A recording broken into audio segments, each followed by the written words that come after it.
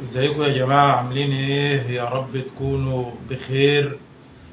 وحابب اوضح حاجة من اول انا ما رضيتش اطلع بالحلقة دي غير لما الدنيا تهدى شوية، علشان نعرف نفهم الحكاية على هدوء، ومش واحنا جوا دوشة وصراخ. انا مش متعود اتكلم والترند شغال، ومش متعود اركب الترند بالطريقة دي يا صاحبي.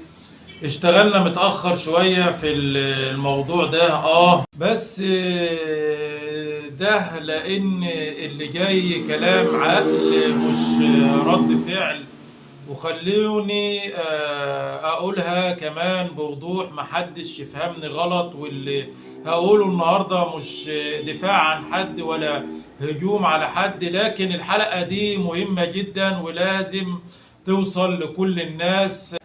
سيبك من نغمة صعبانيات السواق ومن دموع بتوع الإنسانية اللي غرقت السوشيال ميديا، وتعالى أقول لك الزتونة فين. الحفلة اللي معمولة على الفنان محمد صبحي دي مش علشان زعق ولا علشان جرى السواق وراه، ده فرصة جت على الطبطاب لشلة اليسارجية والثورجية وأيتام الميدان، علشان يصفوا حساباتهم القديمة مع الراجل ده. وفي طار بايت بين الفنان محمد صبحي وبين الشلة دي بالتحديد، مش طايقينه من سنين وحاطينه في خانة صوت النظام وعدو الثورة. وده ليه؟ لمجرد انه كان عنده بعد نظر وشايف الخراب اللي هم سموه ربيع عربي، ورفض يمشي مع القطيع وقت ما كانت البلد بتولع. الناس دي عايزين يصوروا طول الوقت ان الفنان محمد صبحي انه طبال بيلمع البيادة وبلا مبدأ ولا أخلاق، مع إن الفنان محمد صبحي ده اللي نقد السياسة الداخلية وعرى أمريكا وإسرائيل والأنظمة العربية كلها في ماما أمريكا، وتخريف في وجهة نظر وقت ما كنتوا أنتوا لسه بتتعلموا يعني إيه سياسة في قهاوي وسط البلد.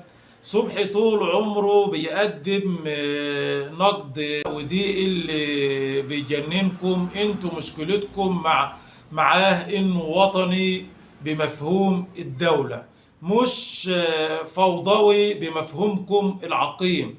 فلما جت لقطة السواق لقيتوها فرصة تمارسوا هوايتكم المفضلة في الصراع الطبقي، مع ان الفنان محمد صبحي معروف عنه شخصيته الحيادية حتى في كواليس العمل معاه مع اي شخص غير منضبط في مواعيده. حولته مشهد تأديب مهني لواحد مقصر في شغله لمظلمة الإقطاعي المتعطرس ضد الكادح الغلبان، شغل يسار قديم اتعودنا عليه وكلنا عارفينه.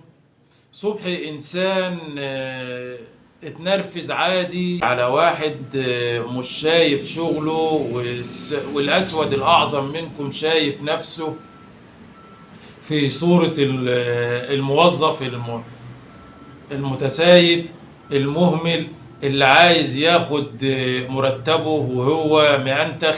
وفي الآخر يا جماعة الخلافات دي كلها هتروح واللقطات هتتنسي، لكن اللي هيفضل دايما إننا نفكر بعقلنا ونشوف الصورة كاملة مش لقطة واحدة.